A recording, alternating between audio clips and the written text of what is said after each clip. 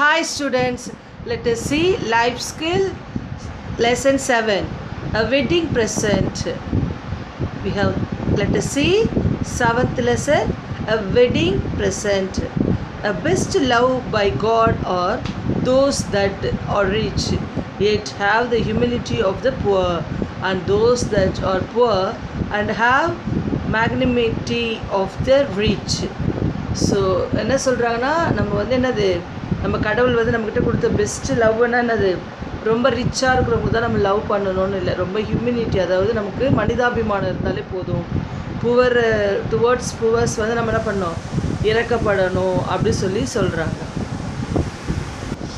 Most people value a person not for his qualities but for his money. For such people, Eugene Erikson would be the most unattractive person because he had not a penny to his name.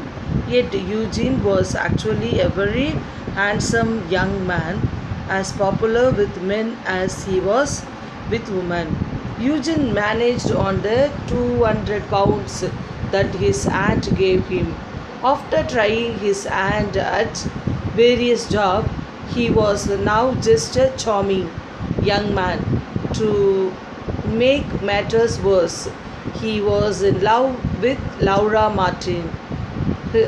Her father, though he liked Eugene, could not permit him to marry Laura.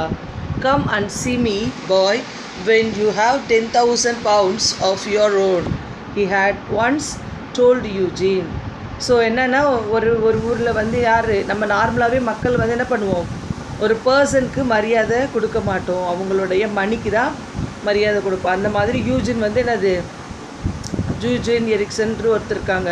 அவன் வந்து first பார்க்குறதுக்கு அவ்வளோ அட்ராக்டிவான பர்சனாக இல்லாமல் இருந்தான். அதுக்கப்புறம் கொஞ்சம் நாள் ஆக அவன் ரொம்ப ஹேண்ட்ஸம் கையாக மாறிட்டான். அவங்க ஆண்டி வந்து அவனுக்கு என்னது 200 பவுண்ட்ஸ் வந்து அவனுக்கு கொடுத்துருப்பாங்க. அந்த காசை வச்சு தான் அவன் என்ன பண்ணுவான், கொஞ்சம் கொஞ்சமாக செலவு பண்ணுறது, அதில் வேலை தேடுறது, அந்த மாதிரி இருந்தான். அவன் கொஞ்சம் சாமிங் ஹேண்ட்ஸம் பாயாக இருக்கிறதால லவ்ரா மார்டின் அப்படிங்கிறவங்க அவனை லவ் பண்ணுறாங்க.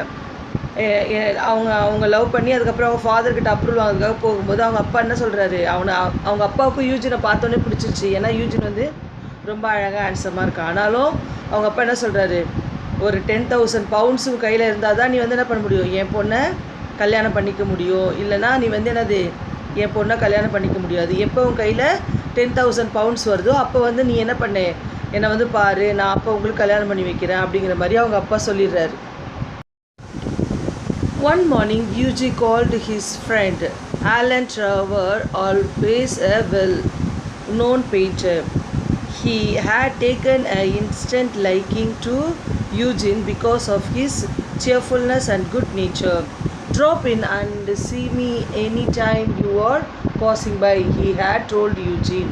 When Eugene entered the studio, Traveller was giving the finishing touch to the painting of a beggar. His model was a pathetic figure. The misery on his face and his clothes could have touched his artist of art. He deeply moved the kind-hearted Eugene. The beggar was bent with age. His face was lined with sorrow. His expression was one of the total despair. He looked weak and ill and leaned heavily on the stick for support. In one hand he held out of a dirty old hat for money. What a remarkable model, whispered Eugene as he shook hands with his friend. Then Traveller left a room for some work. The old beggar sat down to rest. So என்ன பண்ணுறாங்க, Eugene வந்து ஒரு நாள் morning வந்து Alan traveller தான் அவருடைய best friend. அவர் வந்து ஒரு பெரிய ஆர்டிஸ்ட், அந்த பெயிண்டராக இருக்கிறதால அவர் ஃப்ரெண்டுக்கிட்ட இதெல்லாம் ஷேர் பண்ணுறாரு, அவருடைய கதையெல்லாம் என்ன, இந்த மாதிரி லவ்ராவை கல்யாணம் பண்ணுறதுக்கு அவங்க அப்பா அப்படி சொல்லியிருக்காரு. உடனே எனக்கு ஃபீல் பண்ணாத, நீ ரொம்ப நல்ல பையன், அதனால் உனக்கு கண்டிப்பாக எல்லாமே நல்லதாக நடக்கும், நீ எப்போ இந்த பக்கம் வந்தாலும் என்னை பார்த்துட்டு போன்னு சொன்னார் இல்லையா, அதை ஞாபகம் வச்சுட்டு அவனும் போகிறான். அவருடைய பெயிண்டிங் ரூமுக்கு போனால் அங்கே வந்து என்னது, ஒரு பெக்கர் இருக்கார். அவர் வந்து என்னது ரொம்ப ஓல்டு மேனாக இருக்கார். ரொம்ப பார்க்குறதுக்கே பரிதாபமாக இருக்குது. அவர் முகல்லாம் அப்படியே சுருக்கமாக இருக்குது. கண்ணெல்லாம் அப்படியே உள்ளே போய் கண்ணு குழியெல்லாம் உள்ளே போயிருக்கு. முகத்தில் ஒரே சோகமாக இருக்குது. அவ்வளோ ஓல்டு பெக்கர், பிச்சைக்காரர் மாதிரி ஒருத்தர் ஸ்டிக்கு பிடிச்சிட்டு நிற்கிறாரு. ஒரு கையில் வந்து என்னது அவரோட ஹேட்டு, தொப்பியில் இப்படி படம் பிச்சை எடுக்கிறதுக்கு வச்சுருப்பாங்க, அந்த மாதிரி வச்சுட்டு நிற்கிறாரு. அவரை பார்த்து இவர் என்ன பண்ணுறாரு, பெயிண்டிங் பண்ண யூஜினுக்கு அவர் பார்த்தோன்னே ரொம்ப பரிதாபமாக இருக்குது. அந்த பிச்சைக்காரை பார்த்தோன்னே ஐயோ இவ்வளோ இரக்கமாக இருக்கார், உண்மையாலுமே பார்க்குறதுக்கே பரிதாபமே இருக்கே சொல்லிட்டு சூப்பர் மாடல் அப்படி சொல்லிட்டு இவரை அப்ரிஷியேட் பண்ணி கை கொடுக்குறாரு. பேசிகிட்டே இருக்கும்போது ஆலன் ட்ராவலுக்கு வந்து என்னது ஏதோ ஒரு ஒர்க் வெளியே வந்துருச்சு.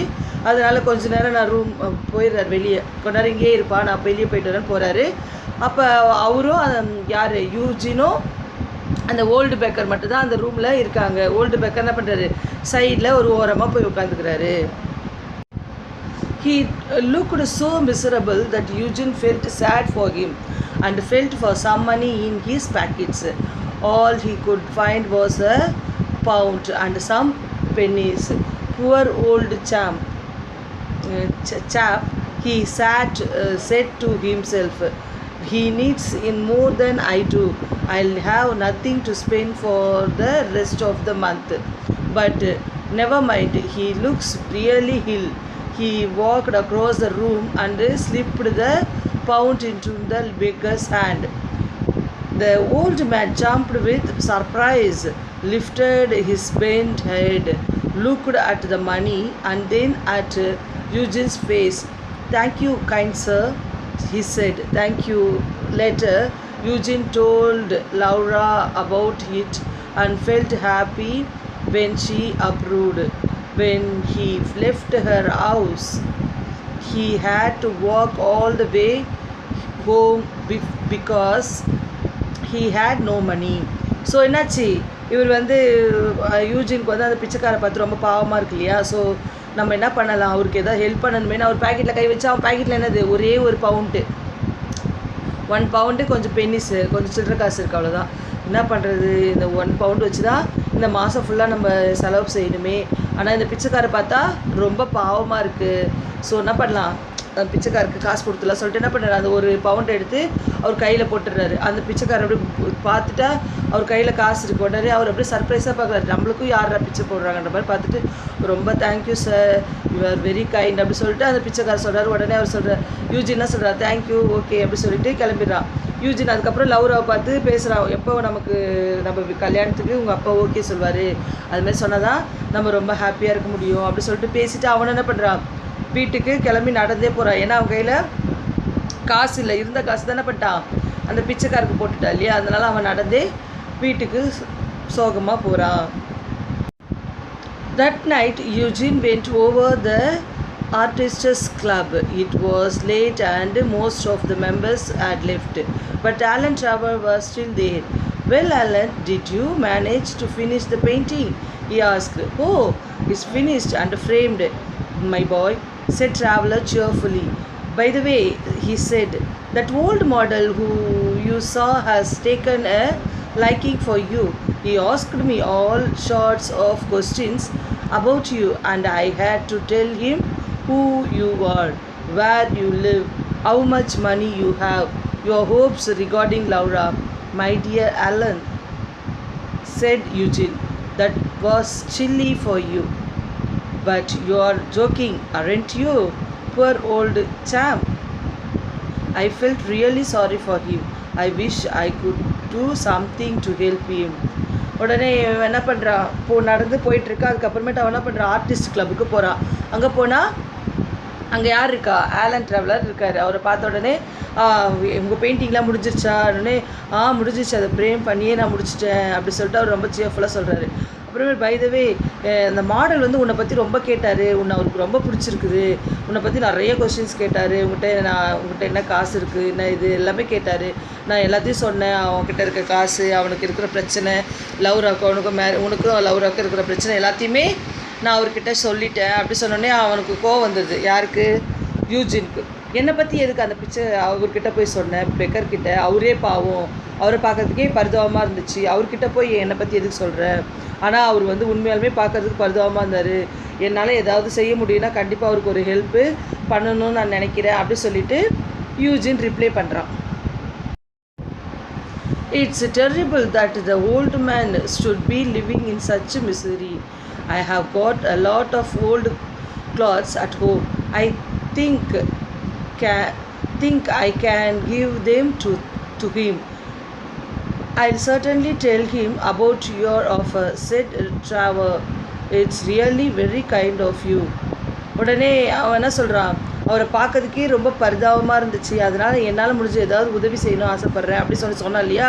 ஸோ அப்போ அவன் சொல்கிறான், என்கிட்ட நிறைய பழைய க்ளோத்ஸ்லாம் இருக்குது, பழைய துணிங்கள்லாம் இருக்குது, அந்த துணி எடுத்துகிட்டு போய் அவருக்கு கொடுக்கலான்னு நான் நினைக்கிறேன் அப்படின்னோடனே உடனே ட்ராவலர் என்ன சொல்கிறாரு, சிரிக்கிறாரு. சிரிச்சுட்டு நீ வந்து என்னது இதெல்லாம் கொடுத்தனா அவர் ரொம்ப சந்தோஷப்படுவார் அப்படின்னு சொல்லிட்டு ட்ராவலர் வந்து என்ன பண்ணுறா, சரி பரவாயில்ல, நீ வந்து ரொம்ப கைண்டாக இருக்க, மற்றவங்க மேலே ரொம்ப இரக்கமாக இருக்க சொல்லிட்டு ட்ராவலர் வந்து அவனை வந்து ஆச்சரியமாக பார்க்குறாரு. Tell me, did you really talk to him about Laura? Asked Eugene. I did. He knows all about the hard-hearted father, the lovely Laura and the 10,000 pounds issues. You shouldn't have told that old beggar about such a private matter, said Eugene, turning red. My dear boy, the traveler smiling. That old beggar, as you call him, is one of the richest men in Europe. He could buy the whole of London tomorrow if he wants to. He has a house in every capital and he eats off gold plates. Who on earth are you talking about? Cried Eugene, amazed. That old beggar you saw in my studio is Baron Asberg. Eugene's gasped at the name but was too stunned to speak. என்னாச்சு, அவன் வந்து Alan கிட்ட சொல்கிறான், நீ எதுக்கு என்னோடய secret, என்ன personal எல்லாத்தையும் சொல்லிட்டேன்னு? ஆமாம், உன்னை பற்றி சொல்லிட்டேன், அப்புறமேட்டு உன்னை லவ்ரா உன் மேரேஜ் பற்றி, உங்கள் லவ்வை பற்றி, அதுக்கப்புறமேட்டு அவங்க அப்பா ஒத்துக்காமல் 10,000 பவுண்ட்ஸ் கேட்டிருக்காருங்கிற இஷ்யூ பற்றி எல்லாத்தையுமே நான் சொல்லியிருக்கேன் அவர்கிட்ட, அந்த பெக்கர்கிட்டனோடனே உடனே எனக்கு கோவம் வருது. இவ்வளோ ஒரு பர்சனலான ஒரு சீக்ரெட்டாக நான் உங்கள்கிட்ட சொன்ன விஷயத்த இப்போ ப்ரைவேட்டைஸ் மேட்ரை போய் எதுக்கு அவர்கிட்ட ஷேர் பண்ணேன் அப்படி சொல்லிட்டு அவன் கோவப்படுறான். உடனே ஆலன் என்ன சொல்கிறாரு, மை டியர் பாய், கவலைப்படாத, நான் அவர் வந்து என்ன நினச்சிக்கிட்டா, அவர் நான் ஓல்டு பெக்கர் நினச்சிக்கிட்டியா? இல்லைடா, அவர் வந்து என்னது richest man in one of the richest, அதாவது இந்த யூரோப்லேயே ரிச்சஸ்ட் மேன்லேயே ஒருத்தர் தான் அவர் பேர் என்னது, பேரன் ஆஸ்பர்க். அவர் பேர் வந்து பேரன் ஆஸ்பர்க். கேள்விப்பட்டிருக்கேன், எவ்வளோ பெரிய பணக்காரர். அவர் நினச்சாருன்னா எல்லாம் இந்த லண்டனையே விலை கொடுத்து வாங்கலாம். அதே மாதிரி அவருக்கு வந்து என்னது எல்லா கேபிட்டல்லையும் வீடுங்க இருக்குது, கோல்டு பிளேட்டில் தான் அவர் சாப்பிடுவார், அவ்வளோ பெரிய ரிச் மேன் அவர் அப்படின்னோடனே இவனுக்கு ஆலனுக்கு அப்படியே ஷாக் ஆகிடுது. யாருக்கு? யூஜினுக்கு. ஐயோ, இவ்வளோ பெரிய பணக்காரரா அப்படின்ட்டு ஒரே அமேசிங்காக ஒரு மாதிரி வெறப்பாக பார்க்குறான். The baron's a good friend of mine, went on Trevor, but he buys my paintings and that sort of things. A month ago, he asked me to paint him as a beggar. He has strange faces, and I must say, he looks a real beggar in those clothes he wore. Eugene at last managed to speak. God, Baron Asberg, he scabs, good heavens, a multi-millionaire, and I gave him a pound. You gave him a pound? Exclaimed Traveller and roared with laughter. You ought to have told me, Alan, said Eugene angrily.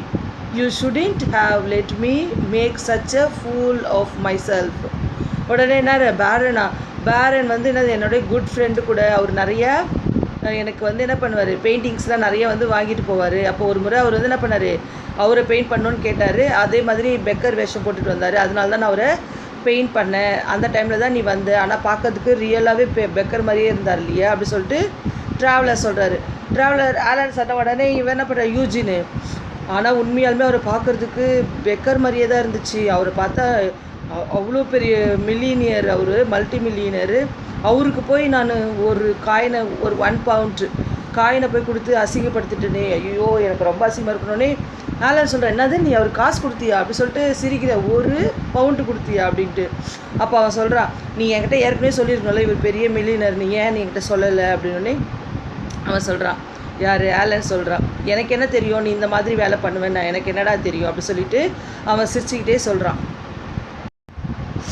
Well, Eugene, in the first place, I never knew that you had the habit of going about giving away pounds.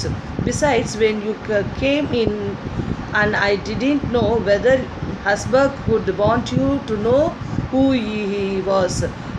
You know, he wasn't dressed properly, was he? He'll think I am a fool, said Eugene. Oh, no, not at all. After you had gone, he seemed delighted over something. உடனே அவன் என்ன சொல்கிறான், Eugene நீ என்னை ரொம்ப அசிங்கப்படுத்திட்டப்போ எனக்கு ரொம்ப அசிங்கமாக இருக்குது அப்படி சொல்லிட்டு யூஜின் ஃபீல் பண்ணுறாப்ப அதில் சொல்கிறான், எனக்கு என்ன தெரியும் நீ இந்த மாதிரி காசு கொடுப்பேன்னு சொல்லிட்டு, நான் யோசிக்கவே இல்லை, பரவாயில்ல விடு, ஹஸ்பக் வந்து ரொம்ப நல்லவர், அவர் உன்னை பற்றி தப்பாக எதுவும் எடுத்துக்க மாட்டார் அப்படின்னொன்னே, இல்லை அவர் என்னை இவன் சரியான முட்டாள் அப்படி சொல்லி நினச்சிருப்பாரு அப்படின்னொன்னே, நான் சரியாக கூட ட்ரெஸ் பண்ணிட்டு வரல, அவர் என்னை ரொம்ப கேவலமாக நினச்சிருப்பாருன்னொன்னே, ஓ அப்படிலாம் நீ நினைக்கிற மாதிரிலாம் கிடையாது, அவர் நான் போயிட்டு வந்த பிற்பாடு அவர் ஒரு முகத்தில் ஒரு சந்தோஷத்தை நான் பார்த்தேன், ரொம்ப டிலைட்ஃபுல்லாக இருந்துச்சு அப்படி சொல்லிட்டு அவன் ஆலன் அவனுக்கு சமாதானப்படுத்துகிறான். He kept smiling to himself and rubs his hands together. I couldn't understand why he was so interested to knowing all about you, but now I can see why. He ended with a burst of laughter. Alan, you mustn't tell anyone about this. Think how everybody will laugh, said Eugene. Nonsense. It just shows what a kind and generous nature you have. Nothing to be ashamed of. Alan smile warmly. சரி என்னாச்சு, அதுக்கப்புறமேட்டு இவன் ரொம்ப இதுவாக feel பண்ணுறான். அப்போ அவர் சொல்கிறார், இப்போ தான் எனக்கு புரியுது, ஆலன் சொல்கிறார், இப்போ தான் எனக்கு புரியுது ஏன் அவர் ரொம்ப சந்தோஷப்பட்டார், அதுக்கப்புறம் உன்னை பற்றி தெரிஞ்சுக்கிறதுக்கு ரொம்ப ஆசைப்பட்டார், இப்போ தான் எனக்கு புரியுது அப்படி சொல்லிட்டு அவர் சிரிக்கிறான். சிரித்த உடனே அவன் என்ன சொல்கிறான், இதை மாதிரி நடந்துச்சு சொல்லிட்டு நான் வெளியே யாருக்குன்னா போய் சொன்னால் எல்லாம் என்னை பார்த்து சிரிப்பாங்க, என்னை பார்த்து கிண்டல் அடிப்பாங்க, அவ்வளோ பெரிய பணக்காரருக்கு நீ போய் 1 ரூபா காயின் கொடுத்தியா, அப்படி 1 பவுண்டு கொடுத்தியா அப்படி சொல்லிட்டு என்னை ஒரு மாதிரி கிண்டலாக பேசுவாங்க அப்படின்னு. அப்போ அவன் சொல்கிறான், நான்சென்ஸ், யார் சொன்னது, இதில் என்னது உன்னோட இறக்க குணமும் உன் ஜென்ரசிட்டியும் தெரியுது, நீ இயற்கையாகவே ரொம்ப மனிதாபம் உள்ள மனிதன் அப்படிங்கிறத இதில் தெரிஞ்சுக்கலாம், இதுக்கு எதுக்கு நீ வெக்கப்படுற, இதுக்காக நீ வெக்கப்பட வேண்டிய அவசியமே இல்லை சொல்லிட்டு ஆலன் என்ன பண்ணுறான், அவனை ரொம்ப ஸ்மைல்டாக வார்ம்லியாக அவனை சமாதானப்படுத்துகிறான். The next morning, Eugene's servant brought in a card. It read, I suppose he has come to demand an apology from me for what I did yesterday, thought Eugene. Show the gentleman in, he said. An elderly gentleman with gold glasses and grey hair came into the room. Have I the honor of speaking to Master Erikson, he said. Eugene bowed. I have come from Baron Hasberg. The man went on. The Baron. Eugene cut him short. I beg, sir, that you will offer him my sincerity apologies, he said. So அடுத்த நாள் காலையில் என்ன ஆகுது பார்த்தா, திடீர்னு ஒருத்தர் அவங்க வீட்டை தேடி வராரு. சர்வன்ட் சொல்கிறாங்க, உங்களுக்கு தேடி ஒருத்தர் வந்திருக்காருன்னு. அவர் கையில் ஒரு கார்டு இருக்குது. அவர் வராரு. வந்த உடனே அவர் பார்க்கறதுக்கு நான் ரொம்ப கொஞ்சம் ஓல்டு மேனாக இருக்கார். கண்ணில் கோல்டன் கிளாஸ் போட்டுட்டு வராரு. அவர் யார், ஹஸ்பர்க்குடைய சர்வெண்ட்டாக இருக்கார். அவர் சொல்கிறாரு, இது மாதிரி நான் என்னது ஹஸ்பர்க்குடைய சர்வெண்ட் உங்களை பார்க்கறதுக்காக வந்திருக்காருன்னே. அப்போ உடனே என்ன சொல்கிறான், நம்ம யூஜின் சொல்கிறாரு, சாரி ஜென்டில்மேன், நான் அப்போவே சாரி கேட்கணும்னு நினச்சேன், நான் பண்ண தப்பு தான், என்னை மன்னிச்சிடுங்க, என்னோடய சின்சியர் அப்பாலஜி அவர்கிட்ட சொல்லிவிடுங்க அப்படி சொல்லிட்டு இவன் என்ன கேட்குறான், மன்னிப்பு கேட்குறான். I have come from Baron Hasberg. The man went on. The Baron. Eugene cut him short. I beg, sir, that you will offer him my sincerity apologies, he said. The Baron said. The man with a smile. He asked me to bring you this, and he held out an envelope. On the outside was written, a wedding present to Eugene Erikson. and Laura Martin from an old beggar. Inside it, there was a check for 10,000 pounds. So என்னாச்சு, அவர் வந்து sorry கேட்ட உடனே அவர் சொல்கிறாரு, நீங்கள் வந்து பேரன் Eugene வந்து நீங்கள் என்ன பண்ணுங்கள், கவலைப்படாதீங்க, உங்ககிட்ட நான் வந்து ஒரு என்வலப் கவர் கொடுக்கறதுக்காக தான் வந்தேன். இந்த கார்டு வந்து சாரு உங்ககிட்ட கொடுக்க சொன்னார். இது வந்த உடனே நீ இதை எடுத்துக்கிட்டு நீங்கள் அவரை போய் பார்க்கலாம் அப்படி சொல்லிட்டு என்ன பண்ணுறாரு, கொடுக்குறாரு.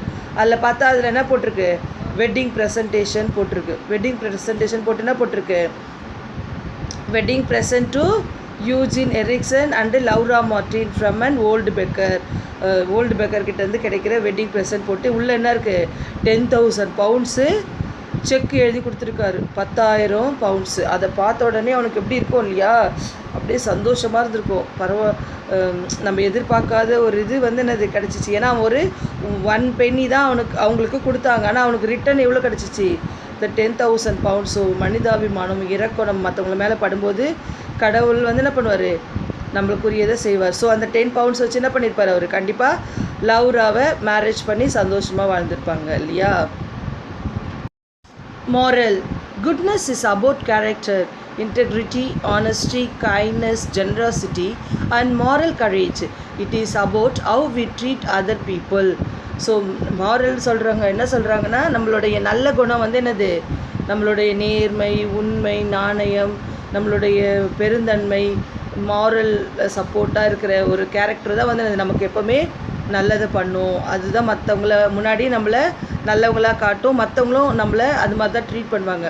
நம்ம நல்லவங்களாக இருந்தால் தான் மற்றவங்க நம்மக்கிட்ட நல்லவங்களாக நடந்துக்குவாங்க. அப்படிங்கிறது தான் இதோடைய டாபிக், இந்த ஸ்டோரியோட மாரல். ஸோ அவுட்லுக் வச்சு நம்ம யாரையும் கேரக்டரைஸ் பண்ணுறதோ அனலைஸ் பண்ணக்கூடாது. இன்னரில் அவங்க உண்மையாலுமே ரொம்ப ஆனஸ்டியாக, ரொம்ப ஜெனரசிட்டியாக இருப்பாங்க. ஸோ கேரக்டர் வச்சு தான் நம்ம என்ன பண்ணோம், ஒருத்தரை நேசிக்கணும். அவங்களுடைய மணி, அவங்க வச்சுருக்க பொருள் மேலே வச்சு அவங்க மேலே ஒரு ஆசையோ ஈடுபாடோ இருக்கக்கூடாது. அதுதான் இந்த moral ஆஃப் த ஸ்டோரியில் சொல்கிறாங்க. So thank you children. I complete the lesson here.